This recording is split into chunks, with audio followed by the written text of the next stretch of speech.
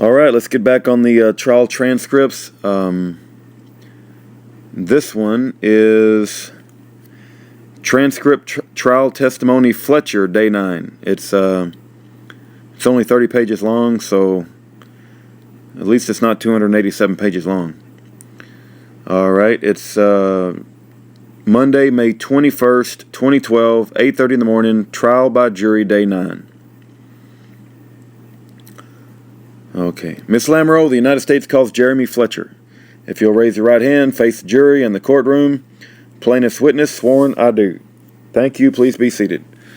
Miss Lamoureux, good morning, good morning. Could you please state your full name and spell your last name? My name is Jeremy Fletcher, and the last name is spelled Fletcher. Where do you work? I work at the FBI laboratory in Quantico, Virginia. In which unit? I work in the nuclear DNA unit. And what is your title here there? I'm a forensic DNA examiner. And how long have you been a forensic DNA examiner with the FBI? For a little over 3.5 years. And what did you do prior to that? Prior to that, I was a biologist with the nuclear DNA unit, and I did that for about 3.5 years as well. That was also with the FBI? Yes, it was. Can you describe the general nature of your work? Sure. As a forensic examiner, my job is to oversee and manage the cases that come into the unit. So when a case comes in the unit, I review all of the documentation and all of the evidence that is submitted. It's my job to determine what items of evidence need to be tested and what tests need to be performed on those items. I then direct a team of biologists to perform those tests. They do hands-on testing of the items and provide me with those results. I interpret all of those results and determine whether any additional testing needs to be done, or what results can be gleaned from those tests that were performed.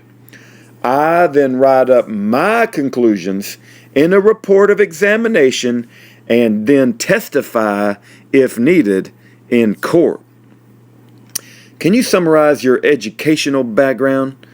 I have 2 bachelor's degrees from the University of Central Florida. One of is in microbiology and molecular biology, and the second is in forensic science, focusing on the DNA aspects of forensics. I then went on to get a master's degree in industrial chemistry, with my thesis being in forensic science, also at the University of Central Florida. Woo! Man, I'm a smarty pants. I'm so much of a smarty pants I can barely stand myself. Woo-hoo-hoo-hoo. I'm a smarty pants. Can you summarize your training and experience in DNA forensic examinations? I was hired out of school by the FBI and was a technician in our laboratory for about 3.5 years. After that, I was promoted to become a forensic examiner. I went through an intensive training program and took approximately 1.5 years, which included various oral, board, and court examinations and culminated in a competency test, which is an overall assessment of my ability to perform the job functions as a forensic examiner. Since then, I have been certified forensic examiner in our unit for over 2 years and have reported out over approximately 300 cases because I'm a smarty pants. I'm such a smarty pants. It's so hard to sit here and talk to you stupid people because I'm so smart. Woo! So have you conducted approximately 300 DNA forensic examinations? Yes. I've written reports on over 300 cases. I'm such a smarty pants. I've done 300 of them. And during the course of time, have you had occasion to testify in court about your examinations? Yes, I have had the ability to testify in federal court on 3 different occasions. Can you explain to the jury what DNA is? Oh, DNA is short for deoxyribonucleic acid, and it's the genetic material of the cells. It provides all the information for the cells to function, reproduce and grow, and perform what it needs to do within the body. Forensically, it's really valuable in that no two individuals have the same DNA. Because of the way your DNA is inherited, half from your mother and half from your father, everyone's DNA is unique. Another interesting fact for forensics is that your DNA is consistent throughout your body. So all of the cells within your body contain some DNA. Whether it's a skin cell, a blood cell, a semen cell, all of the DNA is the same. So that allows us to compare DNA found at a crime scene to reference samples to determine whether or not they may or may not have been left by the same individual. I'm such a smarty pants, can't you just tell? Can you summarize where the DNA is found in our bodies? Sure, because I'm the smarty pants here and I know where everything is. DNA is found in the DNA that we look at within our unit, which is the nuclear DNA unit. It's found in every nucleated cell in the body. So it's a majority of the cells, with the exclusion of your red blood cells and your hair. The shaft of your hair, they don't contain any nuclear DNA. Otherwise, it's comprised of almost every cell within your body. So, you can find DNA off someone's skin? Yes! Skin, saliva, blood, and all those contain DNA. Does DNA change with time? No. Another thing that's great about it is constant throughout your life.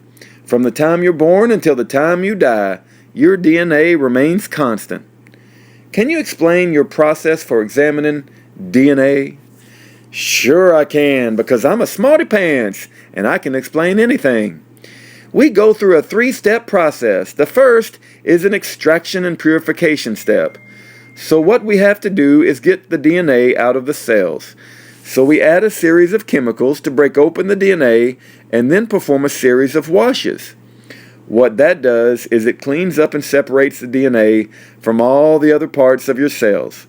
That leaves us with basically DNA in solution in water. Once we have that, then what we do is we go through an amplification process. It's kind of a molecular Xerox machine. And what it does is it copies the regions of DNA that we look at, which are highly variable between individuals. So what this does is this makes millions and millions of copies of those segments of the DNA that we're interested in. Once we have those copies made, then what we do is have to determine what the DNA types are all about, or are for that individual. So then it goes through a separation process, which just allows us to distinguish the different types of DNA that people have within their body. What kind of things do you look for when you're going through this process? Within our field, our nuclear unit, we look at variations in the DNA called short tandem repeats, or STRs. And what these are just very small sections of your DNA that just repeat nonsensically, one after the other. Some people have 5 repeats, some people have 6 repeats, some people have 10, 12, and 14, and so on. And one of the things that is great about it is it's very different between individuals. Some people have 5, some people have 10, as we said before, and we can use these variations to distinguish between individuals from evidence that we find. I'm such a smarty pants. I like being the smarty pants. Question. So after you've gone through this process, what types of results or conclusions can you reach? Well, being such a smarty pants, I can answer that for you. There's basically 3 results that we can have. One is that the crime scene evidence that we collected and the DNA profile that we obtained from a reference sample or a known DNA sample from an individual, those 2 DNA samples are consistent or the same. So that would be a DNA match. Those 2 samples match one another. The second could be that the 2 samples are different. So the DNA that we found at a crime scene does not match the reference sample. So that would be an exclusion. which would mean that those two samples are not consistent with having come from the same individual. The third result is an inconclusive result, and that can happen when the evidence we get at a crime scene when the evidence we get at a crime scene is limited to quantity or quality, so it's damaged, or we just don't have enough of it to get a whole picture about the DNA profile that we're looking at. So we don't have enough information to do a proper comparison, so that would be an inconclusive result. You see, I'm a smarty pants, and I can tell you all the different combinations of results. What happens if you find a match between a known sample and a DNA off an item of evidence? What do you do then? Well, being a smarty pants, I can answer that. If we find a match, we have to provide a weight for the match or a significance of that match. So what we do is we have a series of population databases that tell us how likely it is that match would occur again. So what we do is we know in the population how often those repeats occur within the population. So if our crime scene evidence has 5 repeats and our reference sample had 5 repeats, so those two would match one another. What we would then do is look to see how often 5 repeats is seen in the population, and that kind of tells us how likely it is that the match would occur by chance. We do that for all of the locations that we look at because within our field, we look at 13 regions of the DNA. So we take all of those regions and look at them independently. Once we're done, that provides us with a statistic that we call the random match probability. So it's how likely it would be to select an unrelated individual from the population, and they would also match the evidence. So the crime scene evidence has matched the reference sample, how likely it is to just pick someone at random from the population, and they too would also match the evidence. You see, I'm a smarty pants, and I just gave you a big smarty pants answer. When you get a DNA swab off an item of evidence, does it always involve DNA from one person only? No. Being a smarty pants, I can answer that question too. Unfortunately, it doesn't. A lot of times we get DNA mixtures. So what this just means we get DNA from more than one source. So either 2 individuals handled an item, or 2 bloodstains had mingled, or 3 or 4 individuals, but sometimes we do get DNA for more than one person. Question: did the FBI lab receive any DNA swabs or items of evidence pertaining to this case? Oh yeah, we did. I'm a smarty pants and I know. Let me go ahead and ask you, are there certain types of items that are more likely to yield DNA results? Oh yeah. I'm the smarty pants and I got an answer for everything. The anything that can contain a lot of cells will provide us with better chance of getting DNA results. So we usually look for body fluids because those are likely to contain a lot of cells, such as blood, saliva, semen. We also will do swabbings of items. So what we'll do is we'll take a stale swab and swab an item to collect if anyone has handled an item. We'll call it handler's DNA or touch DNA. And what that is to see whether or not we can get any of the skin cells that may have been transferred from an individual onto an item when they handle or touch an item. Okay, in that situation where someone may have handled or touched an item, are there certain items where you're more likely to get a better quality of DNA? You know I can answer that because I'm the smarty pants. Yes, there's a lot of factors that determine whether or not we're able to recover DNA from that, because what we're looking for is the skin cells that basically have sloughed off an individual onto that item. The first thing we're looking for is that item is textured. So we texture items so that people can grip it, and so it doesn't slip from their hands.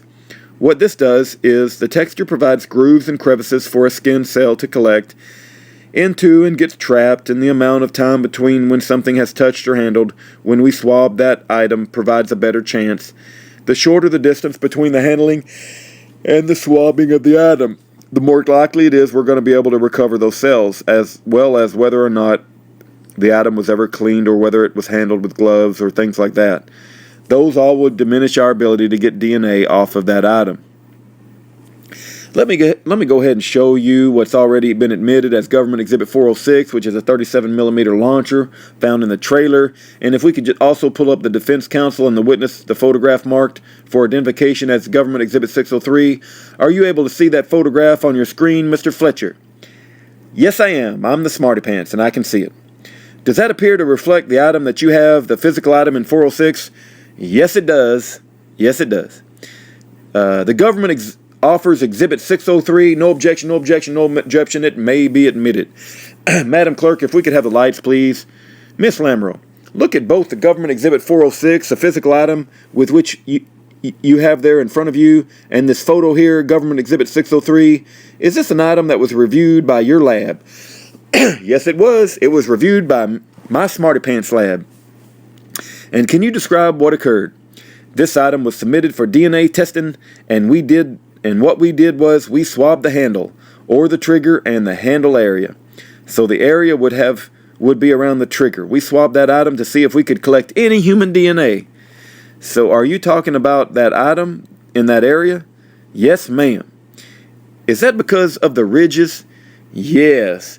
Though when we're collecting for DNA, we're looking for areas that the skin cells would adhere.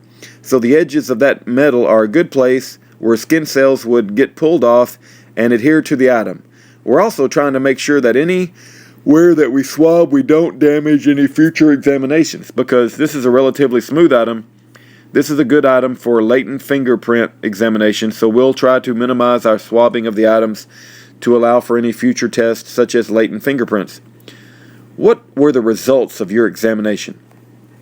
I would be glad to tell you the results because I'm a Smarty Pants and I like to talk about my Smarty Pants results. We performed DNA analysis on this item and we got a mixture of DNA from 3 individuals. However, we were able to determine what we call a major contributor. So that is that one of the individuals provided more DNA than anyone else. So we're able to separate that person from the rest of the mixture. I compared that major contributor to the reference sample submitted in this case, and the major contributor matched the reference sample submitted from Mr. Cox. A comparison to the database showed that the chance of selecting someone at random from the population varied between what population we're looking at, and the range was within 1 in about 43 billion individuals in the African American population to about 1 in 1.8 billion individuals in the Caucasian population. Woo! I'm a Smarty Pants and I can list big numbers. Now, you mentioned that you were able to determine that he matched a major contributor. Were you able to make any conclusions regarding minor contributors? Oh, yeah. So after that, I did the comparison to the major contributor. I looked at the mixture as a whole, and the minor contributors fall into that range I talked about as being inconclusive. So if a sample is inconclusive, all we can do is hope to ever exclude a reference sample. In this case, I compared the reference samples from Mr. Barney and Mr. Vernon, and they were not able to be excluded. So I could, but because of the sample was of such small quantity and quality for the rest of the mixture, I was able to offer no comparison to their samples.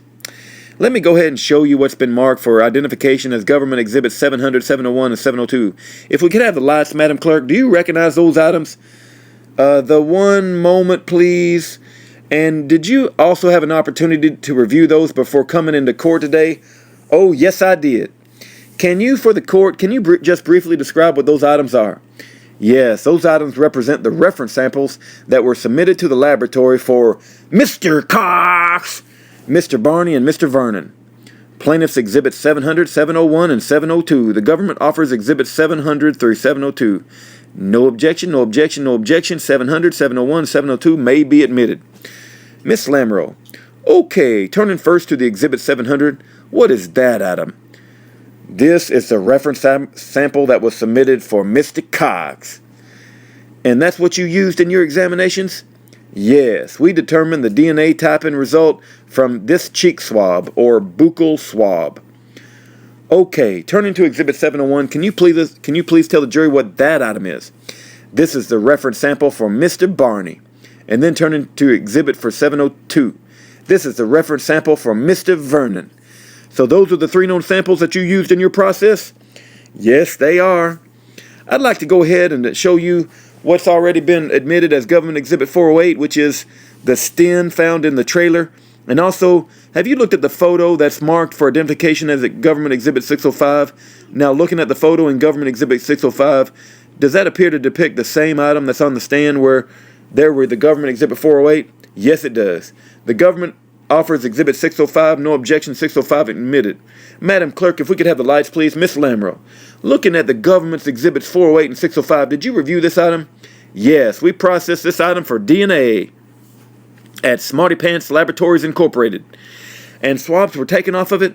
Oh yeah, we swabbed. We did 2 separate tests on this. The first swabbing we took was from the trigger and the trigger guard area, as well as from where the magazine would insert into the side. The second swab we took was a swabbing of the strap. With regard to the first swab you described about swabs taken off the trigger and the handle where the magazine goes in, can you describe the results of your examination? Yes, I can, because I'm a smarty pants and I got a long answer here. Again, we took a mixture of the DNA from 3 individuals, and again, there was a major contributor to that sample. The major contributor to that sample matched to Mr. Cox, and the chance of randomly selecting an individual who would also match the sample ranged depended on the racial group from approximately 1 in 59,000 individuals in the southwestern Hispanic population to approximately 1 in 8,500 individuals in the Caucasian population. For the minor contributors to that, again, the minor contributors to the sample were compared to Mr. Barney and Mr. Vernon, and they could not be excluded as being possible contributors to that mixture. We compared those to the population databases, and the chances of selecting someone at random from the population who would be included in that mixture range from approximately 82% of the population in the Caucasian population to about 65% of the population from the southwestern Hispanics. Okay, so for the major contributor, you were able to determine that Mr. Cox matched the DNA of the major contributor. Is that right? That is correct. I'm Mr. Smarty Pants, and I'm saying that is correct. Okay, and then with regard to the minor contributors, you weren't able to exclude Mr. Barney or Mr. Vernon. No, I was not. But they didn't match either. Well, no. In this case, they are possible contributors to that mixture. So we have a DNA mixture, and Mr. Barney and Mr. Vernon cannot be excluded as possibly contributing to the DNA to that mixture. And the chances of someone randomly selected who would also be a match were as I stated previously. If we could have the lights, please, Madam Clerk. Now, were those the only 2 items that you reviewed for DNA, where the samples were found that were actually suitable for matching purposes? The only other sample that was suitable for matching purposes was a swab that we took off the strap. From this, my apologies, from this item. What were your conclusions regarding the strap? Well, you know I'm Smarty Pants and I got an answer for everything. For the strap, we got a mixture of DNA from 3 individuals. We weren't able to determine a major contributor in this case, so we just have a mixture of DNA. Mr. Cox, Mr. Vernon, and Mr. Barney are all included as possible contributors to that mixture. The chance of an individual randomly selected being possible contributor to the mixture range from 1 in 3 individuals in the African American population to 1 in 2 individuals for the Caucasians, the southeastern Hispanics, or southwestern Hispanic populations. So were there any other items that you reviewed that were capable of being matched? No. All of our specimens fell into that inconclusive, so we could only exclude or do no comparisons for those items. Did you review the items that you were able to exclude? 1 or more of the defendants but not others? Yes, we did. And was there a variation in the items that you reviewed regarding which defendants you were able to exclude or not? Yes, there was. Let me go ahead and show you what's already been admitted as Government Exhibit 190, and go ahead and show you the photo that's marked for identification as Exhibit 600. Do you recognize the photo that's shown as Government Exhibit 600? Yes, I do. Does that depict the same physical item that you have up there with you as Exhibit 190? Yes, it does. The government offers Exhibit 600. No objection, no objection, no objection. It may be admitted. 600 admitted. If we could have the lights, Madam Clerk, we'll show the jury government exhibit 600 here. Miss Lamoureux, was that the item you reviewed by your lab? Was this item reviewed by your lab, Mr. Smarty Pants? Yes, it was. It was reviewed in the Smarty Pants lab. And what were you able to determine, Mr. Smarty Pants? Well, we swabbed this item again, the trigger and the trigger guard area, as well as a portion of the textured portion of the slide. We did DNA testing on that. We got a mixture of DNA from 2 individuals. Mr. Cox and Mr. Vernon were both excluded as being contributors to that DNA that we recovered. However, the DNA was of very little quantity and quality, so we could not positively match someone. But the Mr. Barney, no comparison could be made, so he could not be excluded, but we could not match him as well. Okay. Miss Lamoureux, if we could have the lights, Madam Clerk. Did you also review items? Were you not able to exclude any of the defendants? Oh, yes, I was. Let me go ahead and show you what's already been admitted as Government 404, which is the gun with the hose attached, which was found in the trailer, and show you the photograph that's been marked for identification as Exhibit 602. Do you recognize this photo in 602? Oh, yes, it represents this item. The Exhibit 404? Yes, ma'am. The government offers Exhibit 602. No objection, no objection, no objection. It may be admitted. 602 admitted. If we could have the lights, Madam Clerk. Miss Lamoureux, was this item also reviewed by your lab? Yes. I'm a smarty pants and I review everything in my lab. We took the swabbings on this item. One swabbing was taken from the trigger and the trigger guard area, as well as the textured portions of what would be described as the silencer. And then we processed the item, and the item was a mixture of DNA from 3 individuals. However, it fell into our inconclusive range, so we could not match anyone. However, we could not exclude Mr. Cox, Mr. Barney, or Mr. Vernon, so we could offer no comparison as to whether or not they may have contributed to that particular DNA sample. We took a second swabbing from a red-brown stain that we found on the item, processed that for DNA, and got an inconclusive DNA result. But all 3 individuals, Mr. Cox, Mr. Barney, and Mr. Vernon, were excluded as being contributors to that DNA. Let me go ahead and show you what's already been admitted as Government Exhibit 407, and the photo that's marked for identification as Exhibit 604. Miss Lamoureux, Exhibit 407, please. Oh, do you have that already up there with you? Yes, I do. Oh, okay. Looking at Government Exhibit 604, does that photo depict the physical item that the Government Exhibit 407? Yes, it does. The government offers 604, no objection, 604 admitted. Miss Lamoureux, looking at this item, did you review this item? Yes, we did. And what did you find? We again in the Smarty Pants lab swabbed this item. We swabbed this trigger, the trigger guard area, and we could get an inconclusive DNA result for this. Unfortunately, and I think I'll have to refer to my report for the exact results. And for the record, I'm handing you your reports. We again got an inconclusive result for this time. It was a mixture of DNA from 2 individuals, or at least 2 individuals. None of the individuals, Mr. Cox, Mr. Barney, or Mr. Vernon, could be excluded.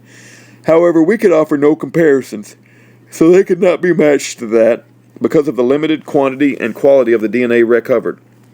Miss Lamoureux, if we could have the lights, please, Madam Clerk. Now, did you also review items where no DNA was recovered off the item? Yes, we did. Can you explain why that happens? You might not be able to recover DNA, and why that you had these samples that you weren't able to. They were inconclusive.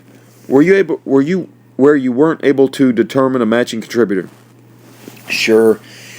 It all has to do with, basically, as I've repeated a couple of times, the quantity and the quality of the DNA that we recover. So that has to do with how much DNA is on the item when we swab it. So the better the item is in, collecting that DNA, the better it is going to be for us to remove the DNA and recover a DNA profile.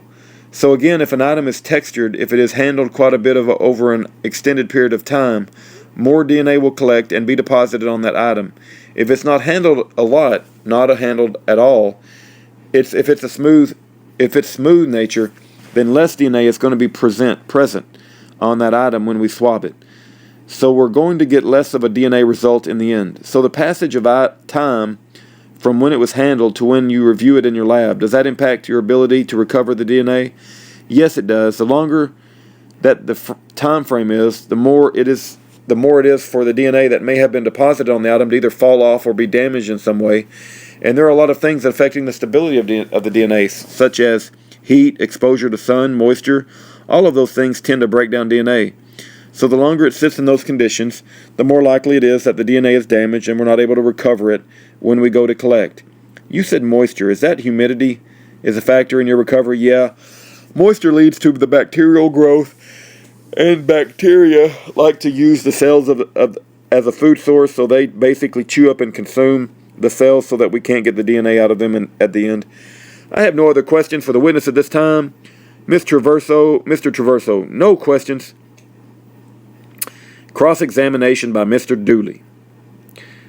Fletcher Cross. Question. Mr. Fletcher, I'm going to move over here. I'm Tim Dooley for Coleman Barney. When you say that 50% of the population of Caucasians could have contributed the DNA to the stem strap, for example, could those people also be considered not excluded? Basically what that means is that we got a DNA sample from that strap. We then take the DNA sample and compare it to all the reference samples that we were submitted in this case. So if the two samples match one another, then we say, okay, these samples have matched. What's the chance of going out and just picking someone at random from the population who would also match?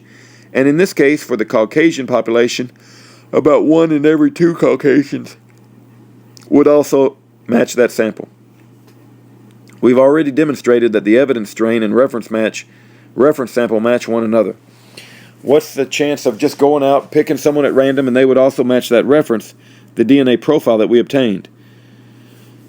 Mr. Dooley, thank you. That's all I have, Miss Hayden. And sir, Miss Hayden.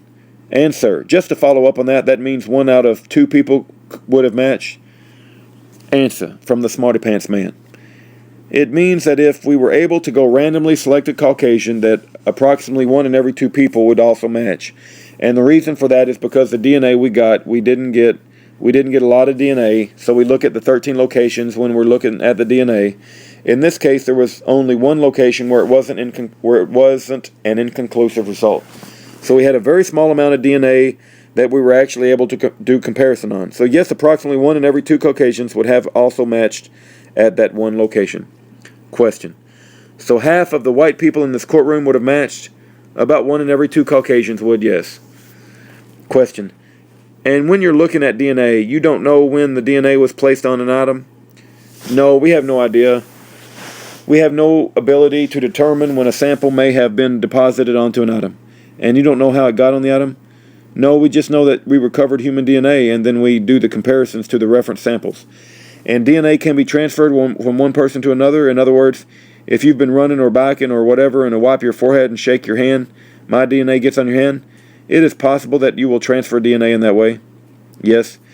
And so if my DNA gets in your hand and you touch an item, you could transfer my DNA to an item. It is possible as you go through those transfers, the amount of DNA diminishes, but that's always a possibility. Miss Hayden, no further questions, Your Honor. Miss Lamoureux, no redirect. All right, thank you, Mr. Fletcher. You may be excused.